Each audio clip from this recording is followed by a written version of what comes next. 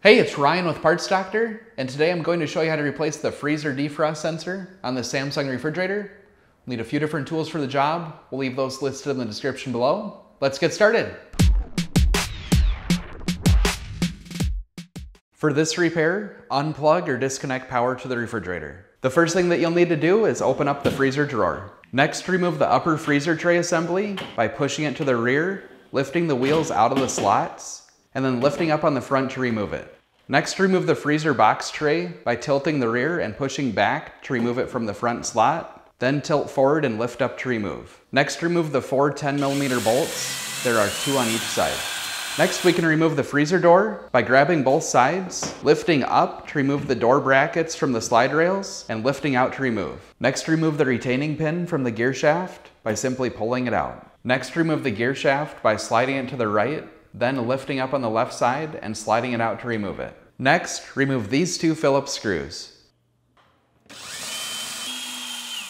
Before removing the panel, it's a good idea to let it thaw out in case the panel's frozen in place. You do not want to use any additional heat sources as it can warp the inside of the freezer. Grab the bottom of the panel, pull towards you, then pull down. Be careful as the top is still connected by wires.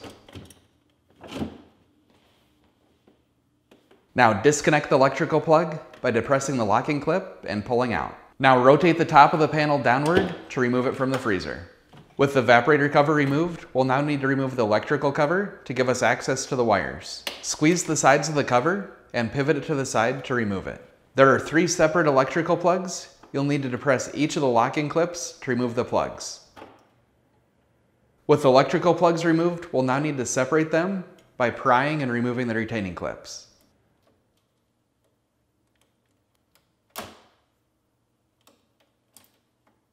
Now, cut the zip tie.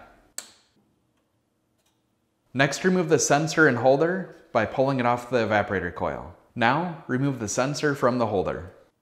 If you have a bad defrost sensor and you need to purchase a new one, you can check out our website, partsdoctor.com. We'll leave a link in the description below. You want to make sure that you're searching with the model number from the tag on the refrigerator to make sure that you get the correct part. You can also check out our other video that shows how to test the defrost sensor. To install the defrost sensor, first put the sensor into the holder, then attach it to the evaporator coil. Next, install the 3 electrical plugs back onto the retaining clips.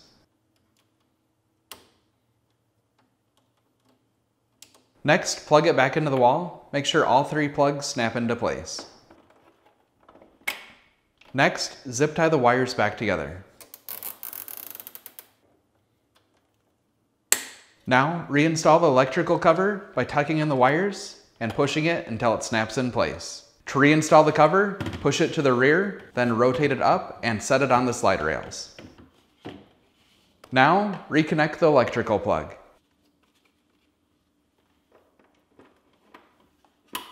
Now, insert the top of the cover into the slot in the ceiling, then push the bottom parts until they snap into place.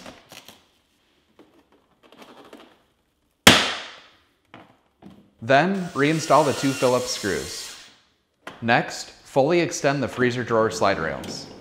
Take the end of the gear shaft with the hole in it and insert it into the right side. Then align and insert the left side. Now, reinstall the retaining pin. Next, reinstall the freezer door by aligning the tabs on the door brackets with the slots on the freezer glides and setting in place. Now, reinstall the 4 10mm bolts. Next, reinstall the freezer box tray by inserting the back first, tilting the front forward into the slot, and then setting it in place.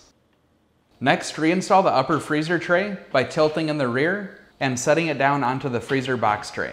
Now, push it to the rear and then pull it forward to make sure the wheels are locked in place. So that's it for this repair. If you have any tips or tricks of your own, let us know in the comments below.